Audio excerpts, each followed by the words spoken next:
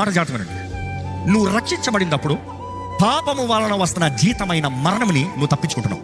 అర్థమవుతుందా? రక్షించబడిన వ్యక్తి పాపము వలన వస్తున్న జీతమైన మరణాన్ని తప్పించుకుంటున్నావు, నిత్య జీవాన్ని పొందుకుంటున్నావు. ఎలాంటి రోగంలో చనిపోయినా, ఎలాంటి యాక్సిడెంట్లో చనిపోయినా, ఎలాంటి కీడులో చనిపోయినా కూడా రక్షించబడిన వ్యక్తి అయితే జీవగ్రంథంలో పేరు రాయబడింది. You're justified. పాపానికి వచ్చే శిక్ష నుంచి విడిపించబడుతున్నావు, కానీ పాపపు శక్తి ఇంకా ఈ లోకంలో ఉందా లేదా? ఉంది. అందుకనే మరలా పాపం చేసే అధికారం ఉంది. ఇంకో మాట చెప్పాలంటే, నువ్వు రక్షించబడ్డావు, మరలా ఎందుకు పాపంలోకి వెళ్తున్నావు?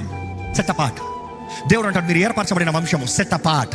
మీరు పరిశుద్ధ జనము, నేను పరిశుద్ధుడు కాబట్టి మీరు పరిశుద్ధులై ఉండాలి. Which means set apart. అంటే నీకు లోకానికి ఒక లైన్ ఉంది, ఈ లైన్ దాటకూడదు. కానీ నువ్వు రక్షించబడినప్పుడు పెనాల్టీ ఆఫ్ సిన్ పోయింది, పవర్ ఆఫ్ సిన్ పోయింది కాన్సిక్రేషన్ మూలంగా.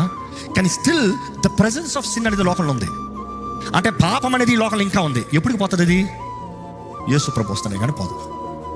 యేసు రాకతోనే పాపం అనేది, లోకం అనేది పంచభూతముల మహావేంద్రములతో లైన్ అయిపోతుంది. అంతవరకు పాపం ఉంటుంది. కానీ నువ్వు జాగ్రత్తగా బ్రతకాలంటే రక్షణ, నీకు అనుగ్రహించబడిన రక్షణ జాగ్రత్తగా భయముతో ఉడుగుతో కొనసాగించాలి. Concentrated life.